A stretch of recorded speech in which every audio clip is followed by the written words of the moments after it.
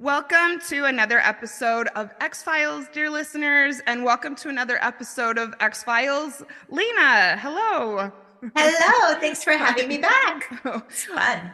Oh, the last episode that we did together was great, and it was also very well received. And yeah, I enjoy doing this with you, and you have really great ideas. So I'm really glad to have you Well, back.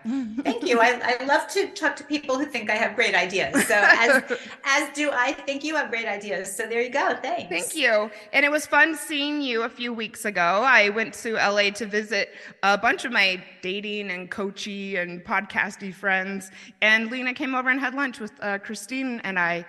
Christine, another guest co-host from 50 Shades of Bullshit. Everyone go and check Christine out. And yeah, we had a nice time together. Yeah, I love it. I love that there's a community there. And it's so fun to me knowing that we all met on a worldwide app. And you guys could have been anywhere in the world, as could I, and yet we get to see each other in person. I Like, think it's beautiful as well. It's really a gift. And just for a little bit of context for everybody, we belong to, yeah, this worldwide community of coaches and matchmakers and content creators in the area of dating and relationships. And there's a whole bunch of us who are now really good friends. And I've gone to LA 3 times in the last year to see these people, and I'm already plotting yeah. my next trip. And yeah, and a shout out to Anthony Canapi as well, best man matchmaking. We got to hang out with him. Hi, Uh, Anthony. hey, boo. All right, let's get into it. Actually, no, before we get into it, I just want to mention to everybody, I've been hearing from a lot of people about how much they've been enjoying X-Files. If you are one of them, please go over to Apple Podcasts and let me know with a 5-star rating and review. It really helps people find the show. I know that you probably heard that from a lot of podcasts, but it is true. And it's like a little love letter to me as well. So I really appreciate that.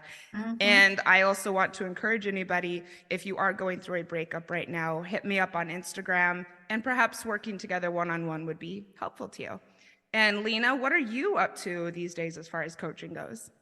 I am up to all kinds of things. I, of course, have my coaching practice, and I have clients who are actively dating and seeking the types of relationships that they've never had before. And that's what we like to talk about a lot in my community, which is having enriched romantic relationships, not just dating somebody for the sake of dating somebody. We're all about quality and we're all about depth. And that's one of the reasons that I think that, your community and your thought process so resonates with me because that's who you are.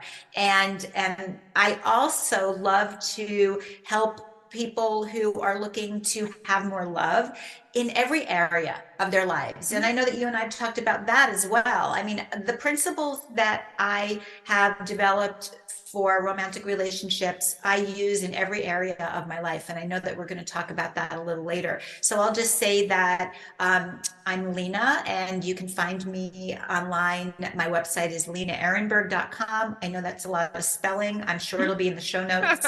We got Um, an Ehrenberg and a Formicella, so everybody go to the yeah, show notes if you want to find exactly. this.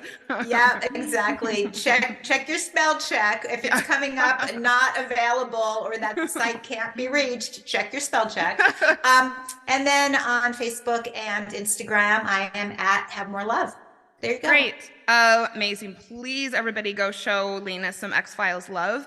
And I think that that was actually a good segue into the topic, and that is applying your breakup lessons to the rest of your life. And one of the Yes. reasons we're doing this is the last episode we did together was episode 133. 4 lessons to learn from your breakup. And one of the lessons that Lena suggested was learning how to apply it to other areas of your life. And we talked about it briefly, but I thought this would be great to expand into an entire episode because I was quite interested in the topic and felt like I could relate so much. And we're going to be talking about that today. And I also thought I might mention that as far as other types of breakups go, one thing that I'm going to be talking about quite a bit in this episode was I actually really felt like I went through a phase where I broke up with Australia. And that is because I Yeah. spent 5 years of my life desperately trying to gain residency there and building a very vibrant and special community. And for the longest time, I said coming back to America was not an option. I said the only future was going to be, success and gaining this ultimately. And so when I got to the point where I decided that I was abandoning that plan or changing my mind, I definitely it was a big deal for me, and I felt like I was really breaking up with the thought of Australia, breaking up with the country, breaking up with the future that I thought I was going to have. I was already starting to become a breakup coach, and so I was able to apply a lot of lessons to that breakup, and then subsequently to lots of other areas of my life that we'll talk about today. So let's get into it, as podcasters like to say. First of all, Lena, one of the ways that you suggested that you can apply breakups to other aspects of your life is, as you put it, don't ghost yourself. Have an Mhm. action plan. So talk to us about this. Okay. Well, two things to say about that. The first is that just a little brief story. I Yeah. was working at a corporation back in my 20s, in my late 20s, and I met a woman and we struck up a friendship and and I just knew her from the point that I met her, right? Mm-hmm. And so that was my starting point with her. And she and I started spending a lot of time together. And she was talking about her ex-boyfriend. And I thought, oh, okay. But it was like the way she talked about her ex-boyfriend was, I thought that they had just broken up. And and again, I didn't know her before that very point in time. And it's really interesting when I think about it. When you meet people at work, that's your container, right? So you don't Yeah. generally meet people's friends. You don't generally find out about people's lives at work except for what they choose to share Yeah, it's with such you. a vacuum. That's exactly the word. It's a vacuum, right? So in that vacuum, she was talking about this guy. She talked about him constantly, and it was so raw for her. Wow. And it was so like she was still in it, right? Don't you find that when oftentimes, at least when it's very new breakup, you're still in the relationship and you're still trying to figure out how to get yourself out mentally. You're not together physically, but you're still in it in your Yeah, thoughts. this is actually bringing to mind someone who I know, and I hadn't thought of this before, but he is, yeah, very much still in it. And it's not, Yep. I don't think that he pines for her or anything, but he's just, yeah, still inside of it and processing it like in real time, even though it's Yeah. been quite a while. Exactly. And so that's exactly what I found out was happening with this woman. And the more time we spent together, she talked about him more and more and more. And I kept thinking, gosh, did they break up 2 weeks ago? And then, as time went on for her and me, it was a few months. And I was like, well, it can't have been just two, maybe it was a couple of months ago. And I finally asked her, I finally had to know. I was like, so when did this relationship end? 2 years before. Ooh, wow. Yeah. 2 years Hmm. before, and she was still in it Hmm. mentally, Yeah. right? Emotionally, she was still attached. And so, Yeah, and I get and this. A lot of my clients who I'm actively coaching with will complain about not finding good matches and not dating quality people. And I will often very lovingly point out to them that you're working with me to get over your breakup. And so you're not over it yet. And so it's not really that likely that you will attract that because you don't have the space for it, which is totally fine.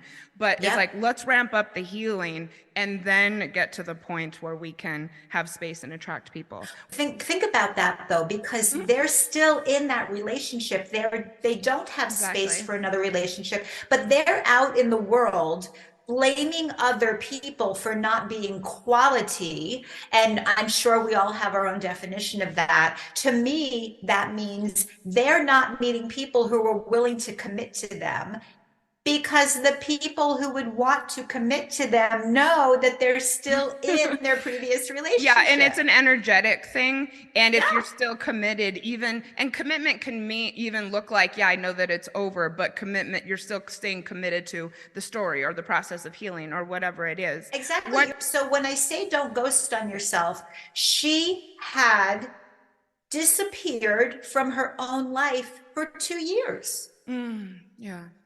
Hmm.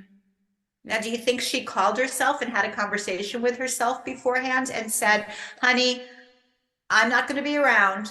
You just went through this thing and you're going to need some time to process this. So you're going to need to take a break from dating, and you're going to need to take a break from, working on your career, and you're going to need to take a break from, going out and doing fun things. And you're just going to have to sit for a while and process this. Do you think she had the breakup with herself that we all wish we had with other people? No. Hmm. She just stayed mentally and emotionally where she was and stopped everything else. I can relate. And I did this when I first decided that it was not going to be best for me to stay in Australia. And I took the time. I did not talk to anyone. I avoided people's calls. I didn't go out. I would stay inside.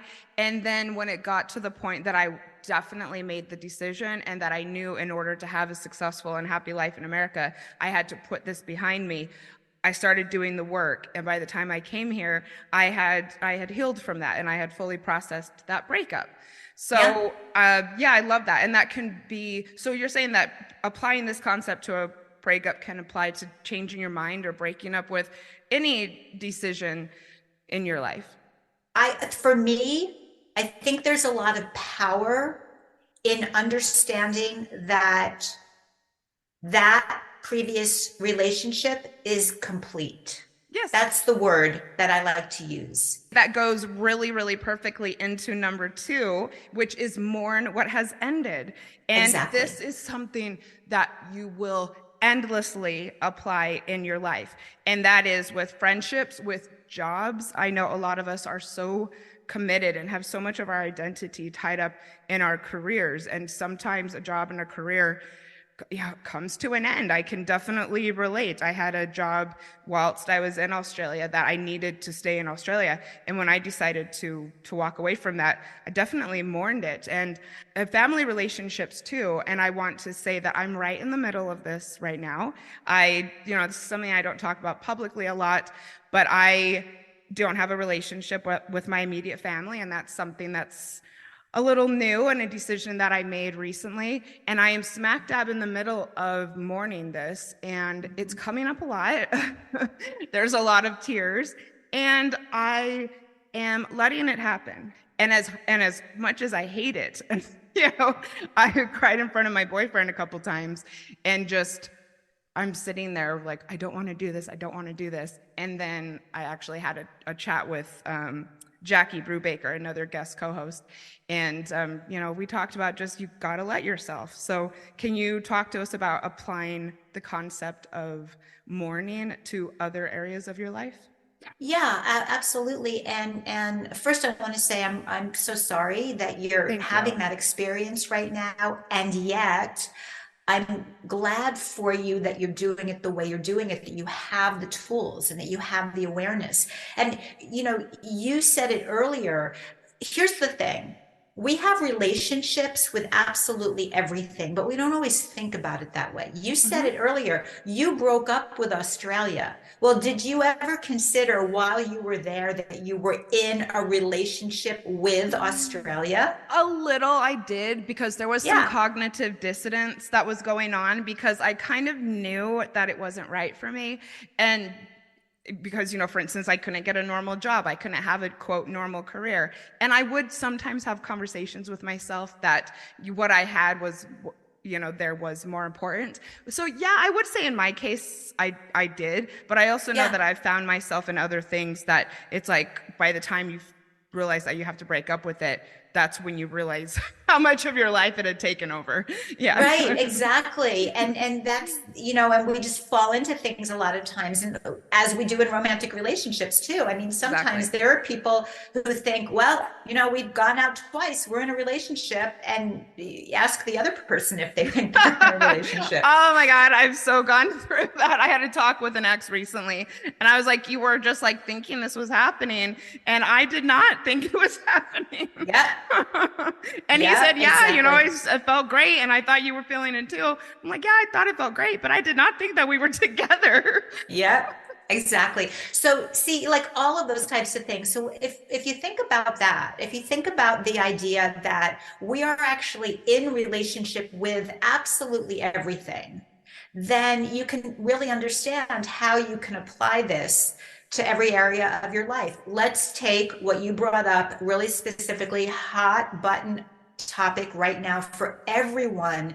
is work, our careers, our Mm, jobs. yeah. And many of us, you know, were given an annulment with absolutely no notice. We can put it like that, Yeah, right? that's All of us. actually a really good point. Sometimes we don't choose to have these breakups, just like we don't choose sometimes to be broken up with in romantic relationships. I'm loving this so Exactly. much. And so many times given we're not given an opportunity. Like, talk about being ghosted. I mean, there was some, when I hear news about something that's going on online, it's a big story, because I kind of keep my head Yeah. in the sand. I keep my head down. I do my work, right? Did you know that the But State of the Union was last night? I did know that. Yes, I know. I Okay. do try to stay informed about really important things. But just a couple of months ago, I heard this story that there was some CEO who basically, people woke up one morning and had emails and texts telling them that they no longer had a job. Oh, yeah. Thousands of people in this corporation. Right.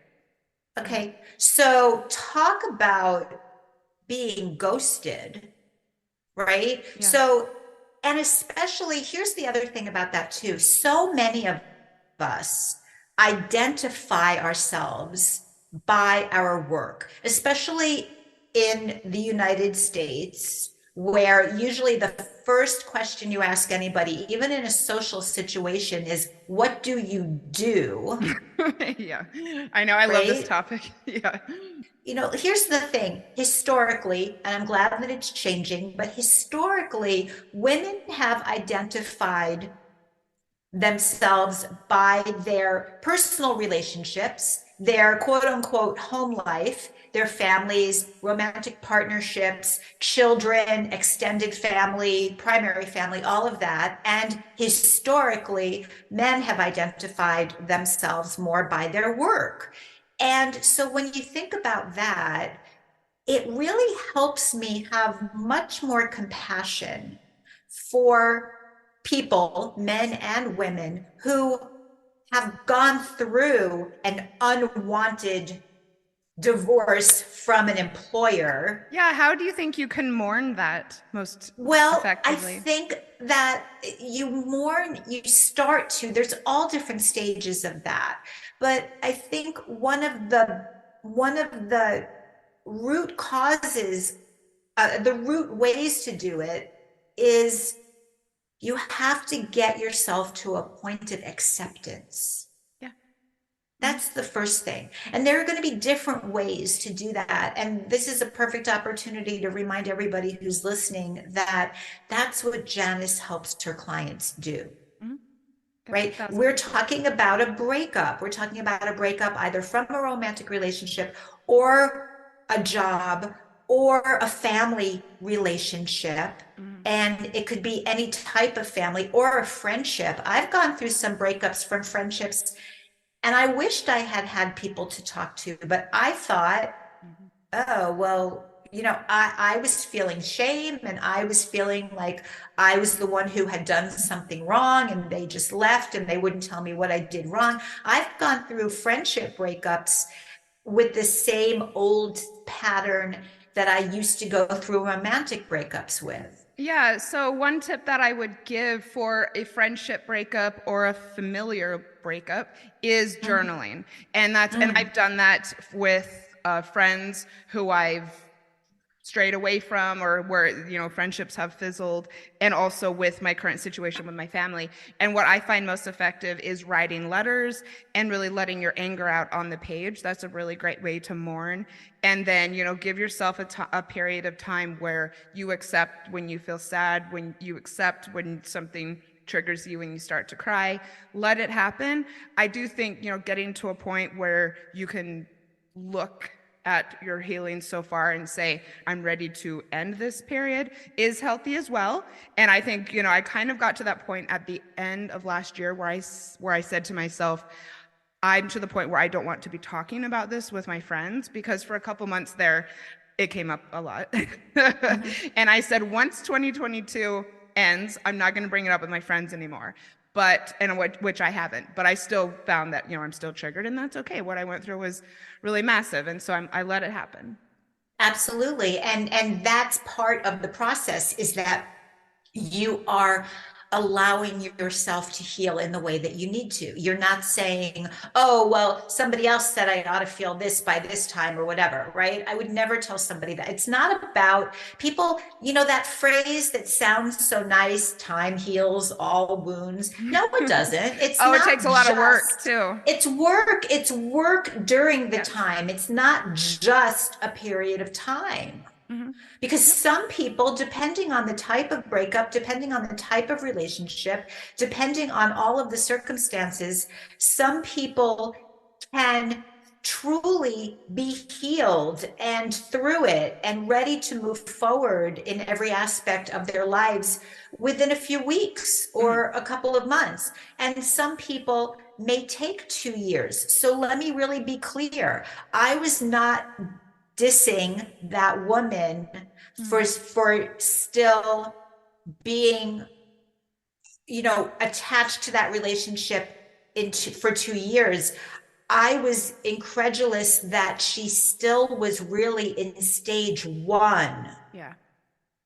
after 2 years. Hmm. And I think That's the, deciding to move on is a choice, and maybe she hadn't gotten there yet, and she didn't have the tools. A lot of us don't. Um, but I think she also wasn't mourning it though, because oh, I see what mourning you're saying. it, Okay, that's great. what I'm saying. She was stuck Uh, in as if it just happened. right. Yes. And that's one She, reason I let myself cry when I do, because I know that I got to get yes, this out of my system. Yeah, but because if it, I didn't, this is something that could haunt me for the rest of my life. right, but think about it also. Mourning something means that even though we're still not happy about it, we have accepted Mhm. that it has changed. We've accepted that it is over. Mhm. We can't mourn for something that we are still in the hope is going to rekindle, or that we still really don't believe that we're out of it. Oh, he'll call me back. Sometimes it takes him a little while. It's been 3 months. Oh yeah, that's okay. He'll call me back. I That's what shouldn't I'm laugh, talking. but yeah. Well, right. So Mhm. that's what I'm talking about. Mourning actually is part of the action plan of moving forward, because you need to getting to the point where you're accepting that that relationship is complete in however way it ended. And for some people, unfortunately, there is true mourning in the true sense of the word. Sometimes someone passes on, and there's still a period of incredulity that we go through, and there's still a period where we have to get to the point of accepting that that happened and then mourning. Yep. Thank you so much. Let's pause for a quick commercial break. And when we get back, Lena and I are going to talk about boundaries, business, and looking at our own role and how things turn out. Nothing shatters your life like a breakup, and the pain of a broken heart is real. I know that it seems impossible right now, but there is hope, and there are ways to heal. I would love to work with you one-on-one to heal your broken heart and put your breakup behind you.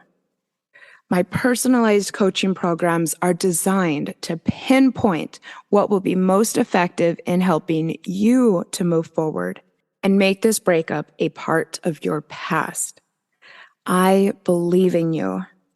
Message me at xfilespodcast@gmail.com or on Instagram at xfilespodcast, and let's connect about creating a magical plan of action for you to enter 2023 with this breakup in your rearview mirror. Okay. Welcome back, everyone. I'm really enjoying this discussion. Thank you so much, Lena. And thank you so much to everyone for being here. Let's talk about all types of breakups and assessing how you showed up and what your role was. I have some very poignant examples from my own life and ways that I definitely took what I learned from a relationship and applied it into a breakup from a job. And as some people know, I'm a survivor of domestic violence, and I am anti-victim blaming. And at the same time, I went through a number of years where it was just one chaotic relationship after another and one horrible breakup after another. And certainly this was one of those relationships. I mean, it ended tragically. And I really got to a point where I wanted to stop having shitty relationships and also shitty breakups. And so I went back and I did this little love map and just kind of assessed how it was that I ended up in my marriage, how it was that I ended up in such a violent, abusive situation. And not only that, but like going back to it.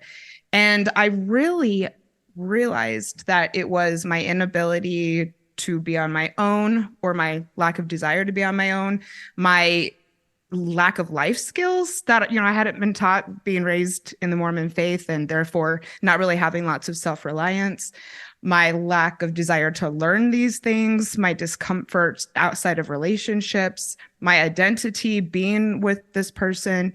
And I realized it was all of those things that kind of led me to ignore red flags and want to be in a situation that was really shit and didn't bring me any joy.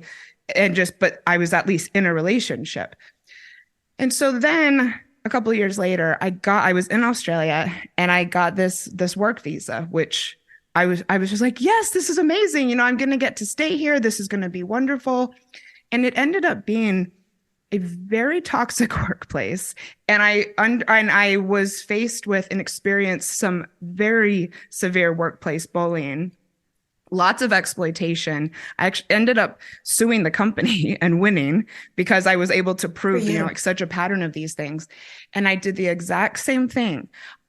There's no question that they treated me horribly. I had witnesses, statements from people.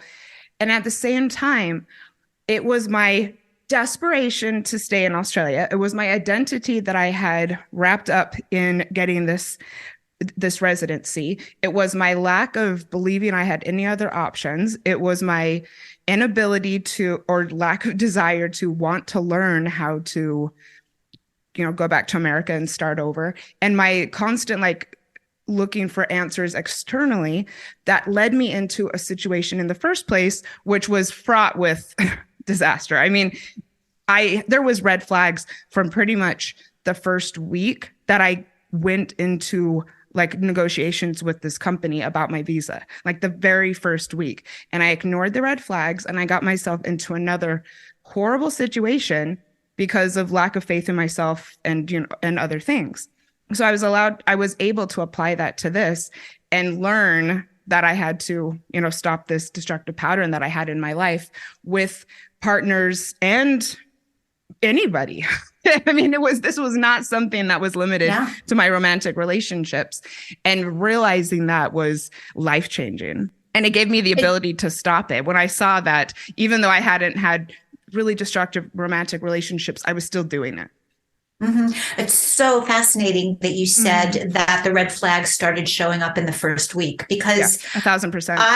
I read somewhere a while ago that when a relationship ends, if we look back to the first 2 weeks, no matter how long the relationship was, whether it was 3 weeks long or 3 years long, when it finally ends, if we look back to the first 2 weeks, we are going to find the root of the reason that it ended eventually. Wow. Something is going to show itself Huh.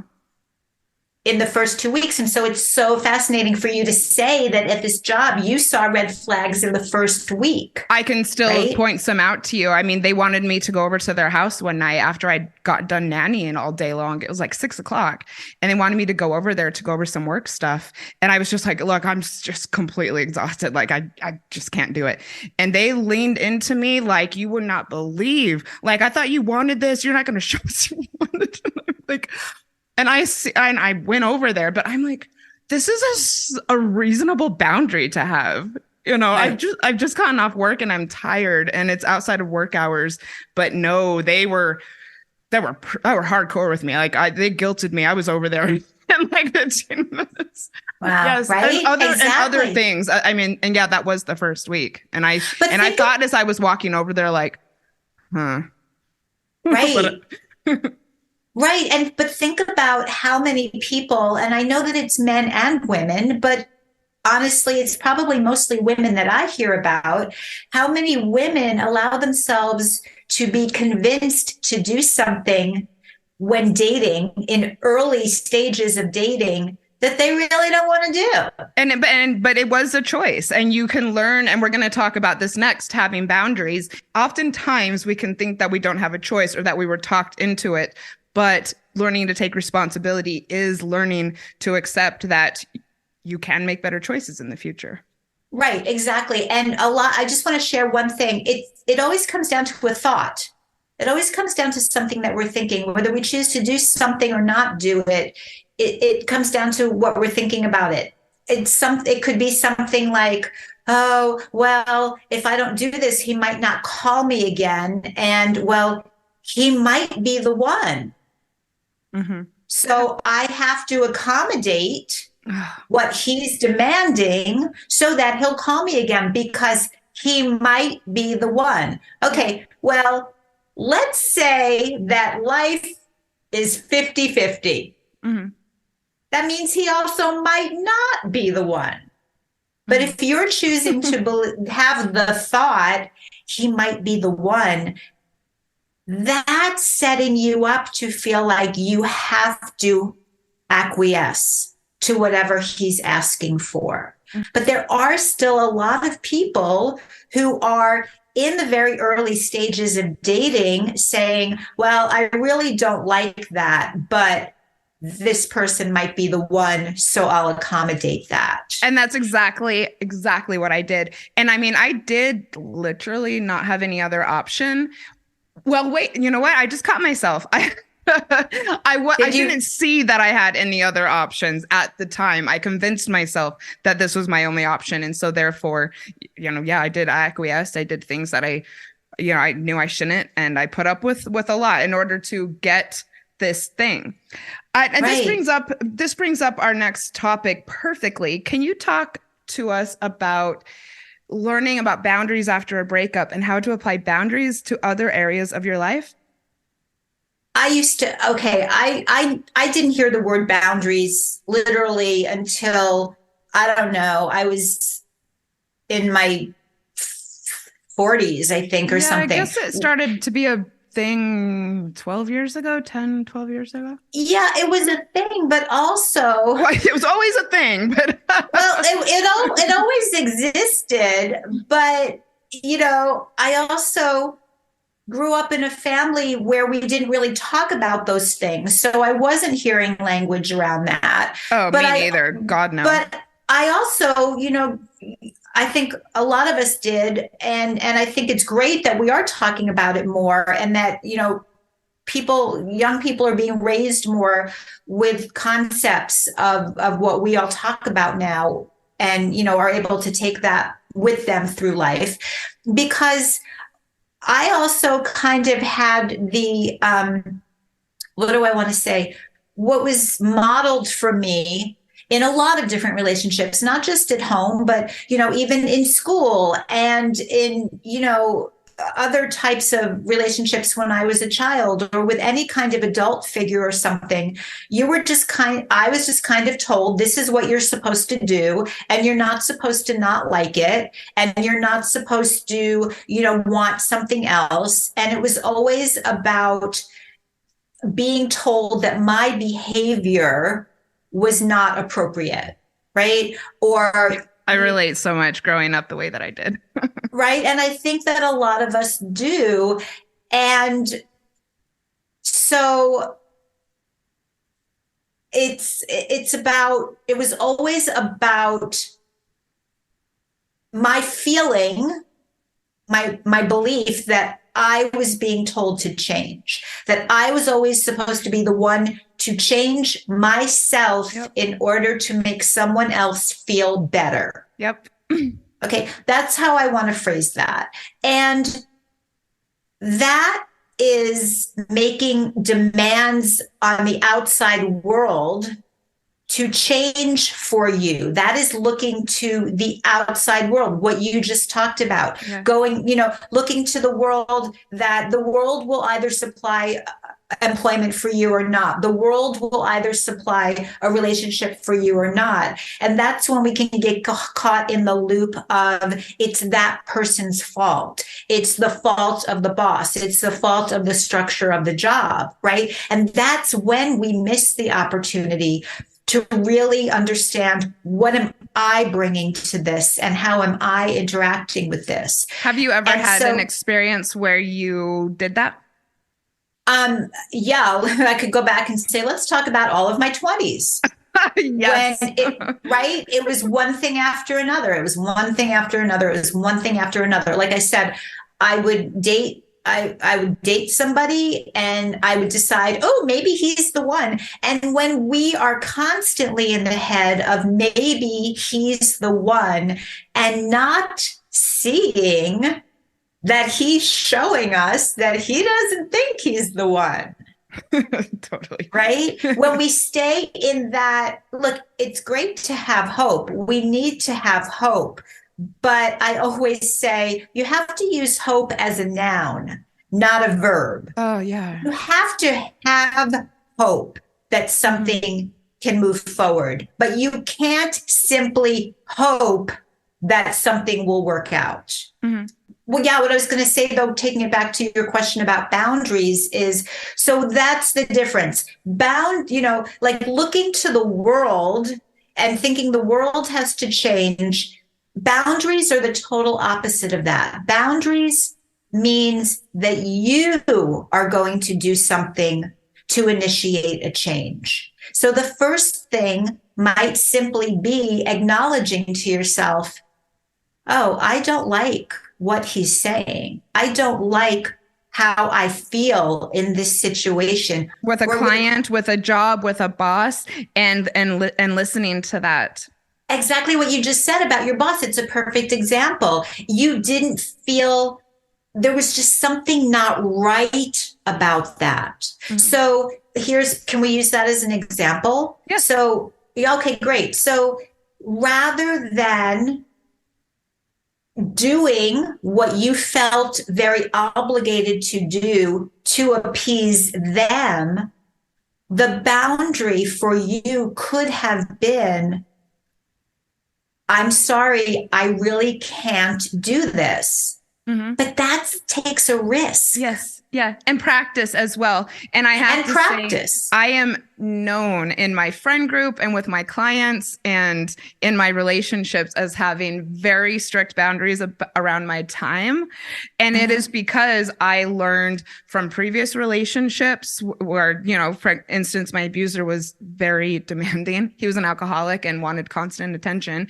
And then this job, also, they wanted me to just be available whenever. And I learned from what that can lead to have very strict boundaries now, even, to the point that I'm a freelancer and sometimes I do work on the weekends, but I always make sure not to answer any emails because I never Right. want anyone to think I'm available to them on the weekends.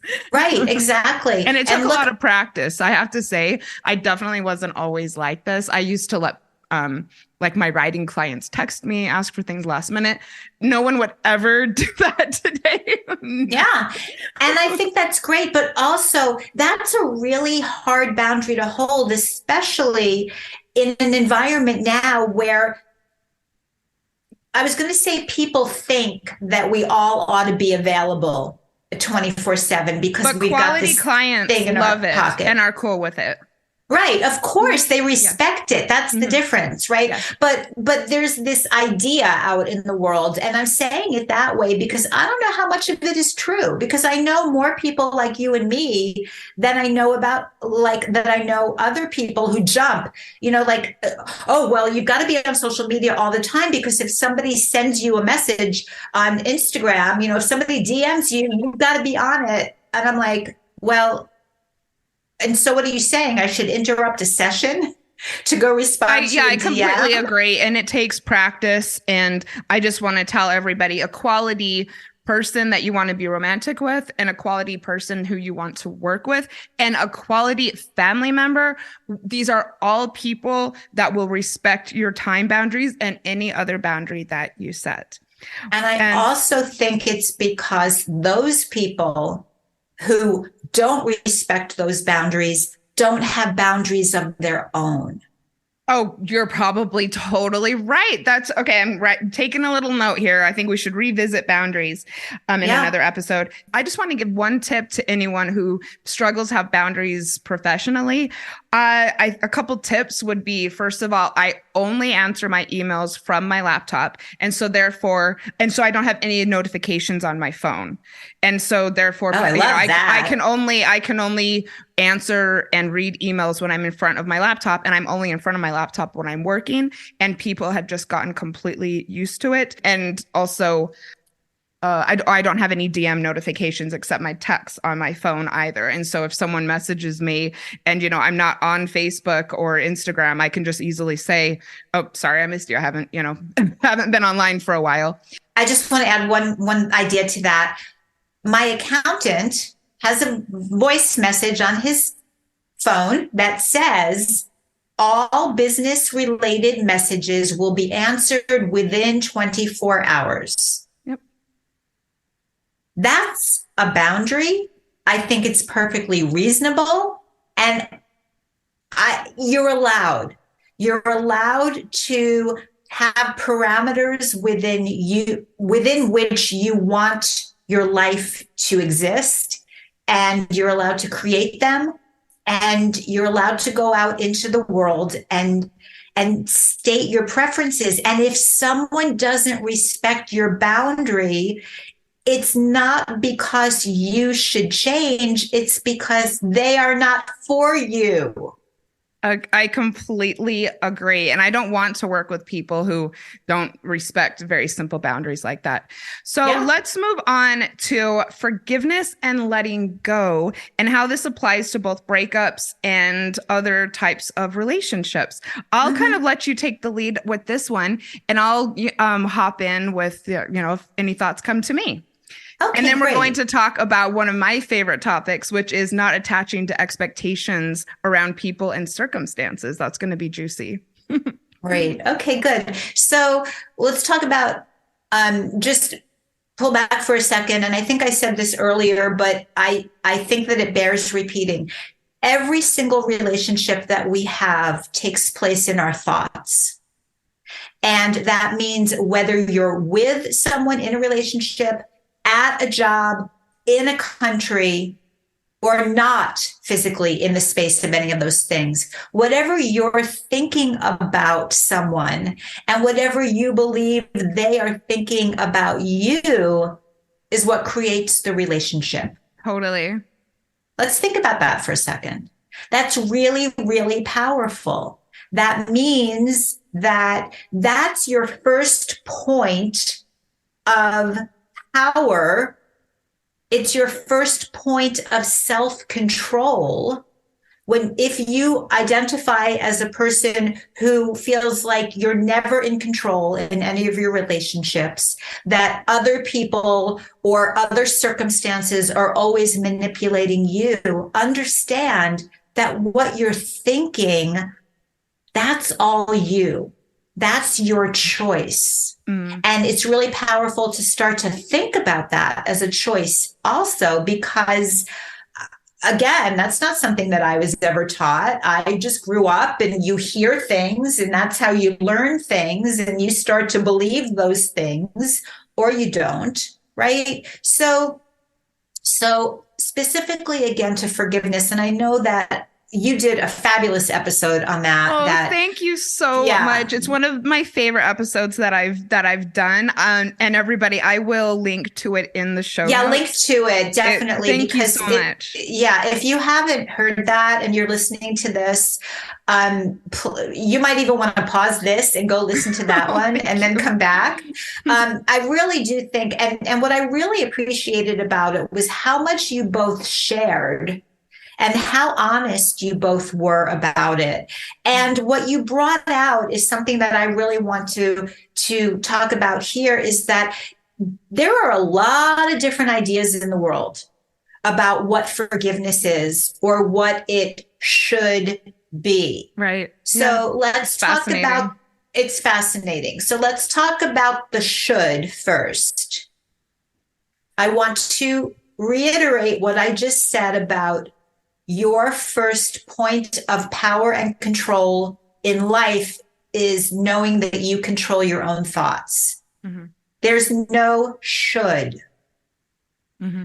I agree. And then there's this big idea that, well, forgiveness is about healing. And so I'm supposed to forgive them and I'm supposed to accept them and I'm supposed to understand about their childhood and why they acted the way they did. And I have to take them back in and I have to marry them again.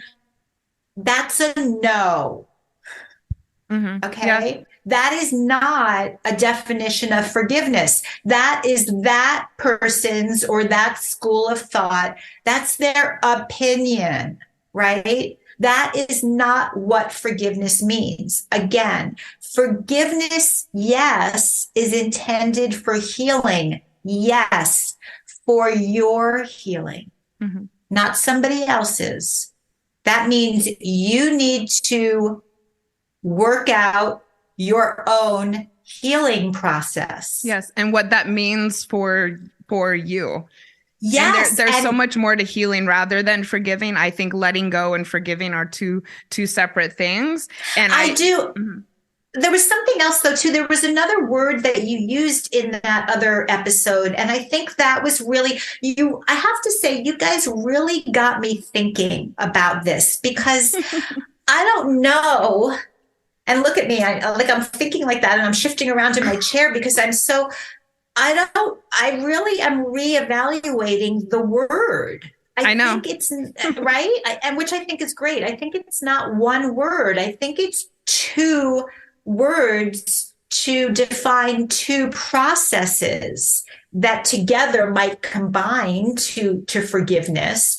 So let's talk about that. What have I always thought forgiveness was? And now I'm reconsidering that because of what I just heard from Janice. But it has always meant to me the process that allows you to disengage.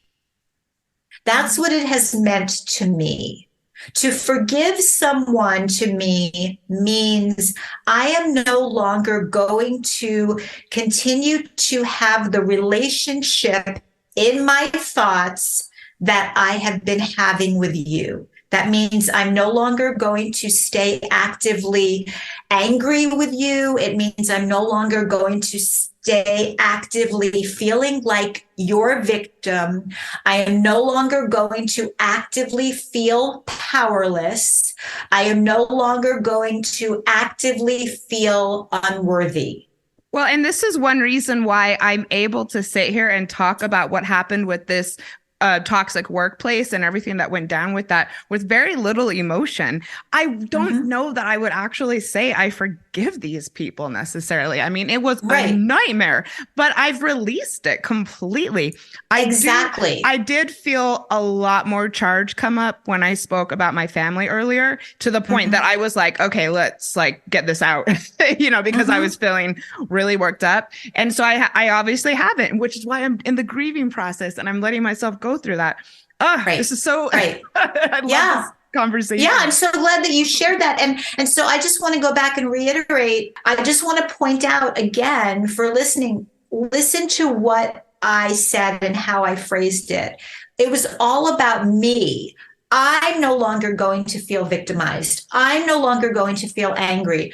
I didn't say resentment, but I will now. I am no longer going to sit in a stew of resentment. Yes. I am no longer going to feel fearful to go out in the world and date again or work again or move to another country or have another client who I have to chase for payment or whatever it is, right? Because it does apply to all areas of our lives. But I want to really, that's the crux of it. And I want people to really hear that. Nothing that I said absolved the other person of what they did. Nothing that I said means that I condone what the other person did. Nothing that I said suggests that I am accepting fault or blame.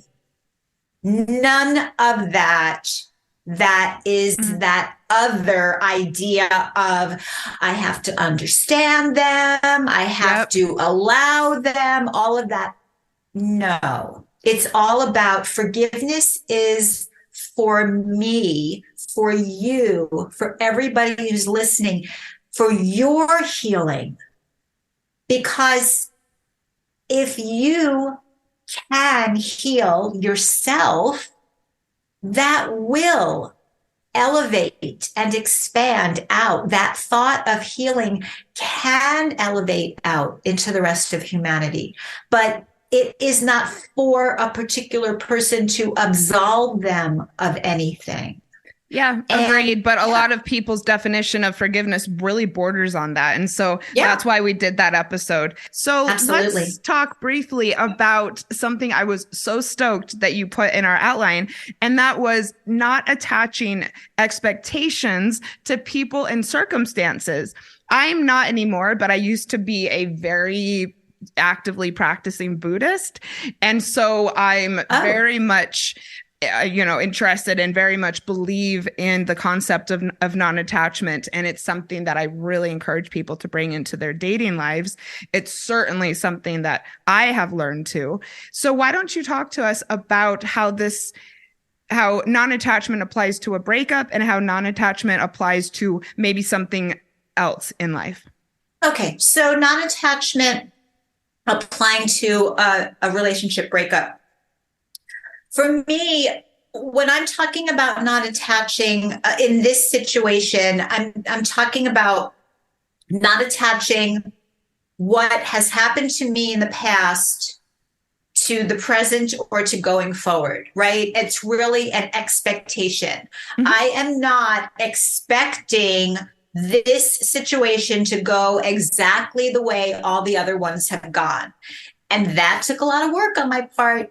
Let's go back to everything that I've said about the entire decade of my 20s. Okay. That was in work, in relationships, in friendships, in everything.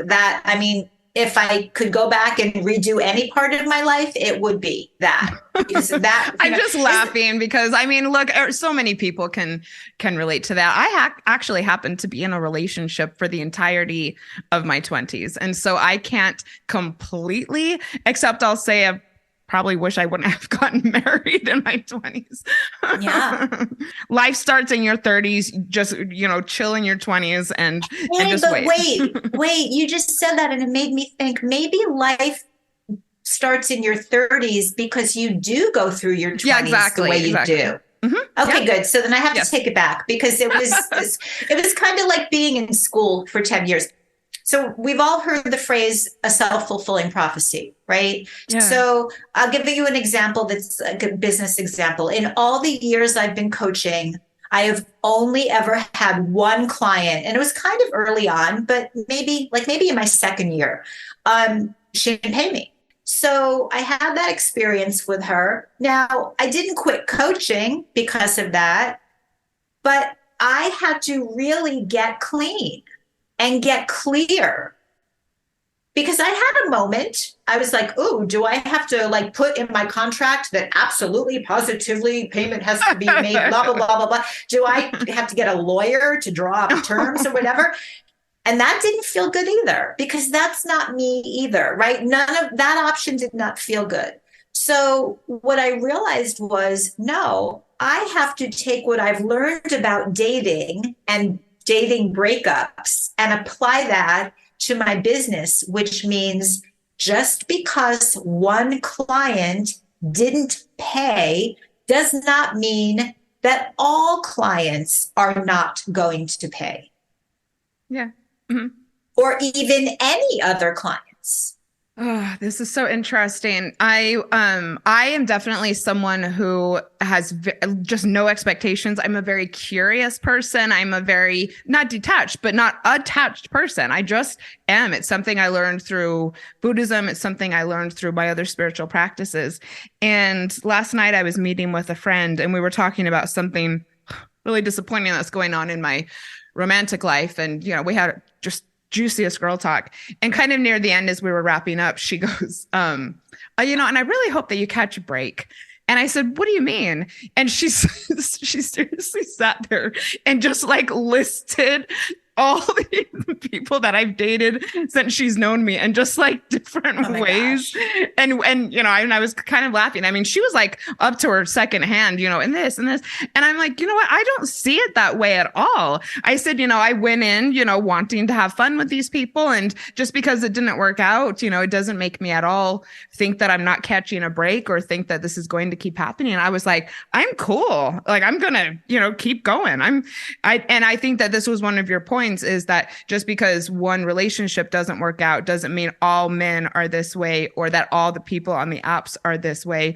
And I don't see it that way at all. I mean, I just approach everything with curiosity and openness, and I'm not attached to any outcome. And so when this particular outcome takes place, I'm like, I don't know, I'm good. I never had any other expectation anyway. Exactly. And so you just reminding me, I went out to dinner. When I go out to dinner by myself, I like to sit at the bar. I'm probably not even going to have a drink, but it's more social that way. If you're sitting alone, I can have dinner. I can talk to the bartender. I can talk to the people around me. So I struck up a conversation. My language, right? I love it. So I sat down at the bar, and then another woman came in and sat down a little while later. And so we struck up a conversation, and the conversation turned to dating and to dating apps. And she said, like, don't ever say this in front of me. It's like waving a red flag in front of a bull.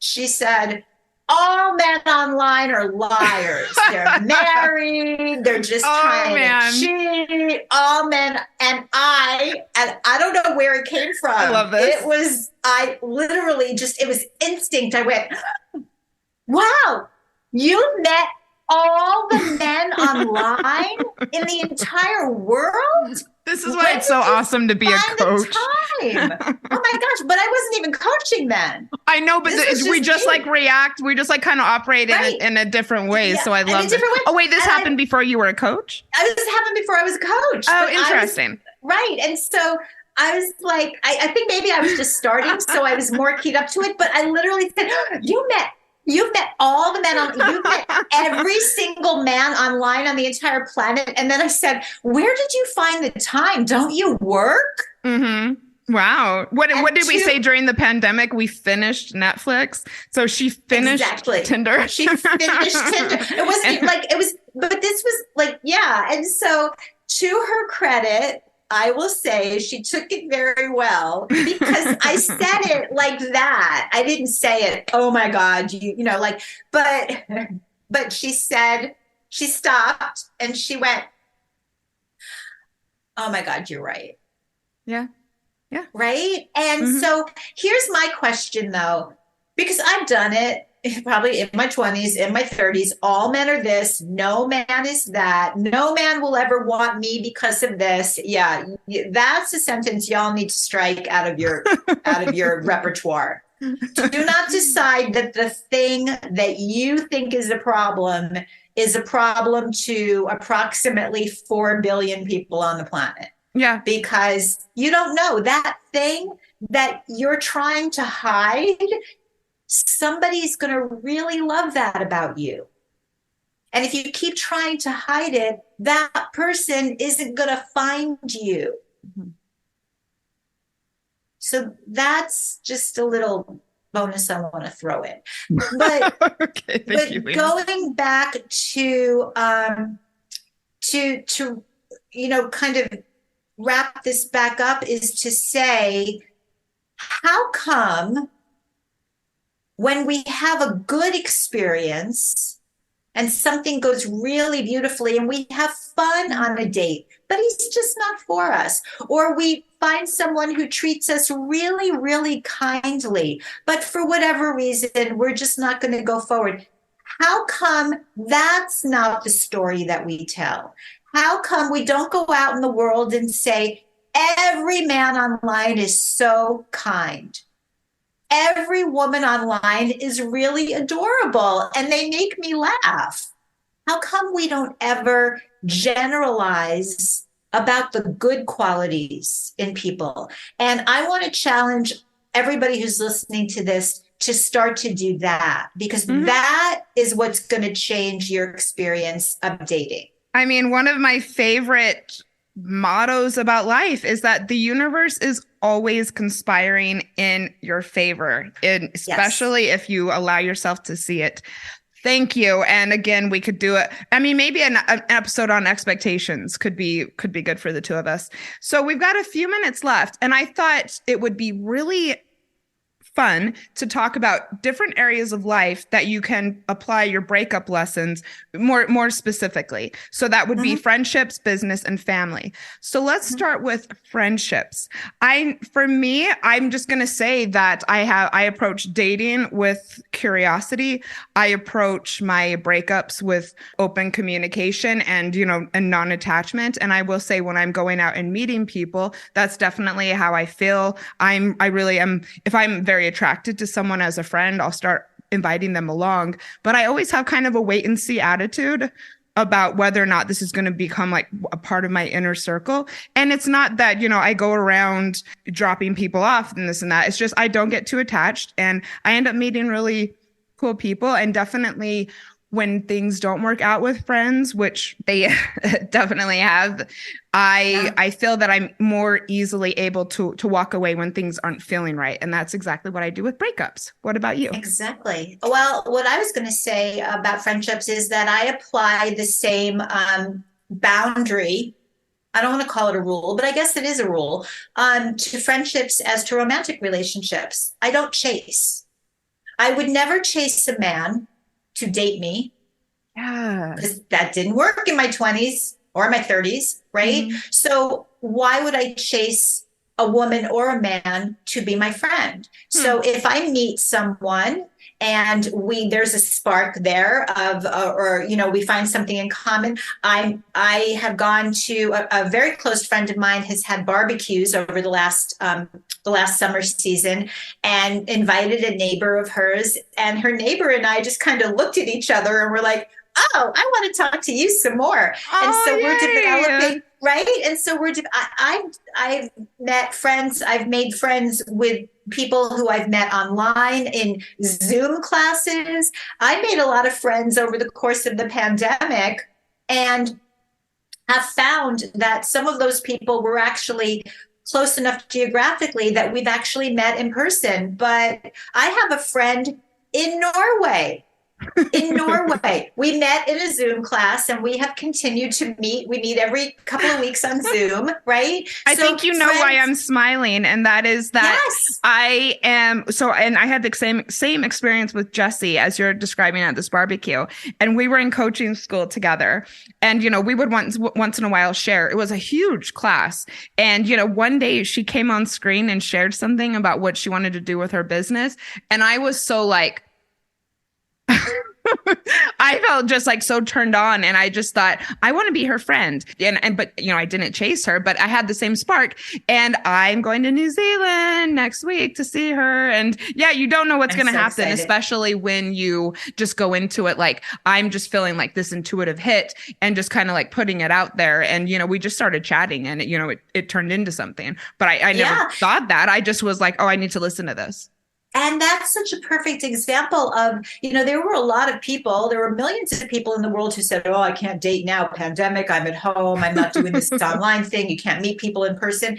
And there were just as many people during the pandemic saying, well, great, let's go online, let's do an app.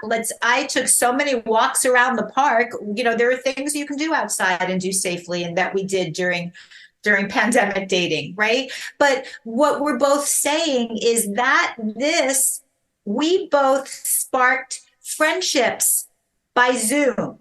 Yep. I sparked a couple of business peer relationships by Zoom, by being in workshops with people. So how can you then tell me that you can't meet people online? Same thing, right? Yeah. Technology can be our friend. And again, how you do dating is how you do You friendships. do. You can Right. online date, you can online meet friends. It's Right. beautiful. Thank you. And even I just want to just really close that by saying it's whether it's online or meeting someone in person. The thing about saying not chasing is I want to see their response to me as well. And I might be the first one to call and say, let's do something. And someone might be busy, right? But if they don't respond, then, or if I might call twice, and then if it's not coming, it's okay if someone is not available the very first time that Yeah. you're trying to get together. And I say the same thing about dating. It's like, don't be attached. Don't decide what this behavior means right up front. I'm thinking of all these positive examples of of times where I felt intuitive hit and then it turned into a friendship or a relationship. Right. But I actually now I'm making myself think about it because it's not the most pleasant thing to think about. But I have also done it and not had people respond. But because I'm not attached to outcomes, it's not staying with me. I'm actually having to really make myself think about times that I approached someone who wasn't open to it. And and I just want to tell everyone out there, it's happened to me. So yeah, it does. It goes both ways. It happens to you. It's okay if someone doesn't want to be your friend. It's okay if someone doesn't want to date you. I call it self-selecting out. Yeah, They're rejection is self-selecting protection. out, right? And they're saving me a lot of time. Totally. So good on them. Business. I was going to say, do you want to go to how do we apply this in business? So I have been in a lot of coaching programs as a student and seen a lot of people who just didn't do the work. They didn't do the work. And wow, I didn't think this was the direction you were going to go in. Yeah, and people might say, well, that's up to them. It's their money. If they don't want to do the work, that's on them. And I'm like, yes. And if you're in a group situation, that creates an energy in the group that is not necessarily what you want, right? It is not necessarily an energy with it that everybody can work with. Mm-hmm. And I don't, right? So without going into too much detail about that, all I'll say is now from the business perspective, I want to have clients who are engaged, who are excited, who are ready, who are respectful of their time and mine, who will do the work. And that includes paying in full on time, whatever that arrangement is. And I bring those standards to my work, and I attract clients who bring those standards to my practice. And so, but again, just like with dating, do you want to be in a relationship with someone who's not engaging with you, who's just kind of there, who said, well, I told you 6 months ago that I love you. Why do I have to say it again? Oh That's dear. kind of right. That's kind of like, when someone says, okay, I'm signing up and I'm ready and I'm willing and I want to do all this work, but okay, here we are months later and you haven't done anything. It's kind of like that. So that's what I was going to say about, just a different take on applying this to business. Yeah, and I think one thing that I will say is that I always put myself first in relationships, and I always put myself first when it comes to healing from a breakup, and I always put myself first in my professional relationships. I did not always, but it is a definite recipe for success. It's a recipe for joy. And I always prioritize my joy inside of a romantic relationship. And I prioritize my joy with professional relationships as well. I'm a freelance writer and I love the people who I write for and the companies, and I'm very passionate about what they are doing.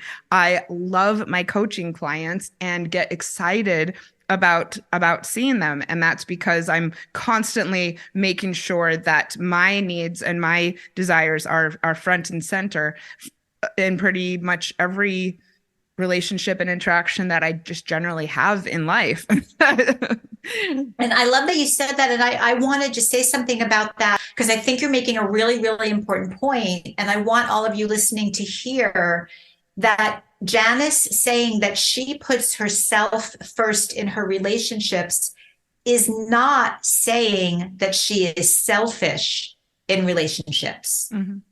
Okay. She's saying that she prioritizes having her needs met. And we can talk about how we each do that for ourselves at another time too, right?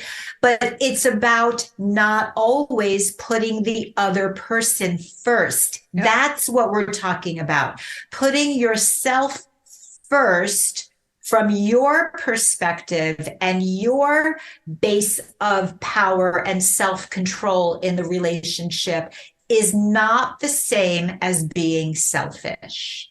Well, this is the perfect segue into the last one, and that is family. Because, I mean, everybody can sit and think about a time that they have felt that they had to do something because it was family, or that they felt obligated to do something because it's your mom, or you went to a family event that you did not want to go to, or you engaged with a family member that you did not want to, because you're putting them first and you're feeling obligated for, I don't even know all the reasons. And I think that this is a great place to apply what you learn from a breakup, and that is with your family members. I went through something really confronting a couple of years ago, and that is after I left my abusive relationship, I went to Codependents Anonymous for a couple of years, just trying to understand, how someone would allow themselves to be so mistreated and, go back to it. And I realized, I had these codependent tendencies with him mostly, I learned a lot about the concept of codependence.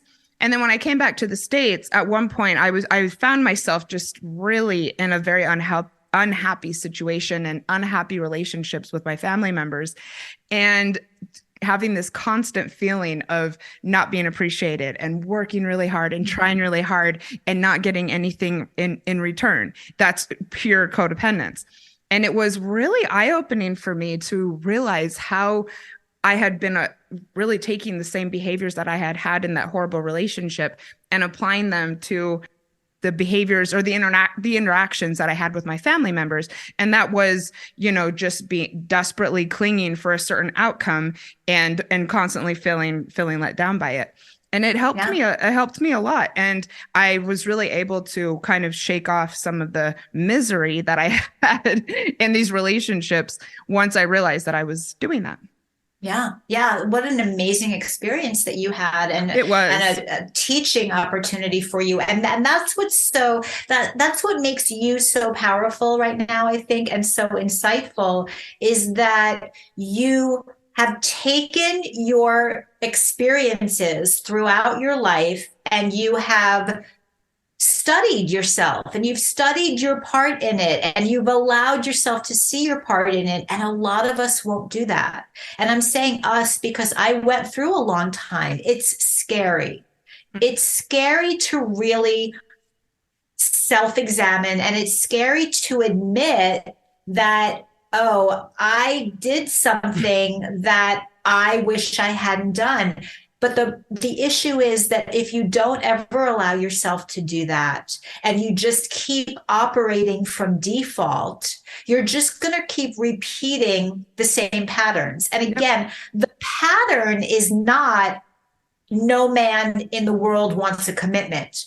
The pattern is, why do I continue to choose to date men when I already know they don't want a commitment? And what I've learned is that if we don't self-examine and we're not willing to be honest with ourselves and then take that information and evolve ourselves as we go through the world, then we're not maturing and we're not getting wiser. We're just getting older.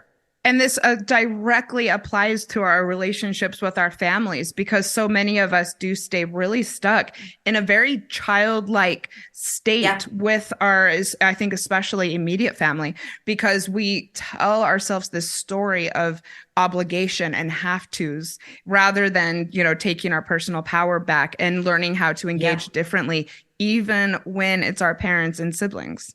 Yeah. And you can do it. And yes, thank you so much, Lena. And I just want to send everyone strength out there who's going through a breakup. And, I hope that listening to this episode maybe made you a little excited about examining how you can heal from your breakup and then take what you learn and apply it to the rest of your life. This is a great opportunity for so much growth, for a new way of operating in the world. So that's my challenge to you this week. What about you, Lena? Well, I think I've offered up a few challenges already during this episode. Yes. But what I want to say is, again, thank you so much. I really love having the opportunity to talk through these ideas with you.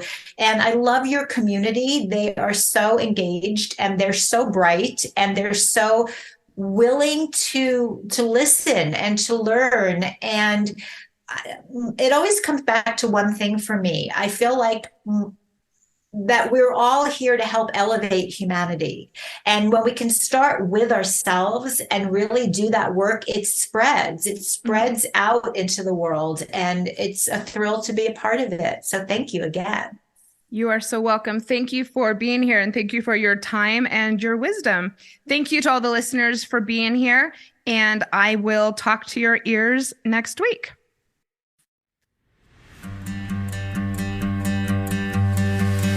Thank you for listening to X-Files Podcast. I sincerely hope that you found today's episode inspirational or useful. I would love to support you on your healing journey. All you have to do is send me a message through the X-Files Instagram account, and I will personally be in touch to get you started. Remember, if you are struggling with a broken heart, your feelings are temporary. I am sending you so much love and luck for the week ahead. You've got this.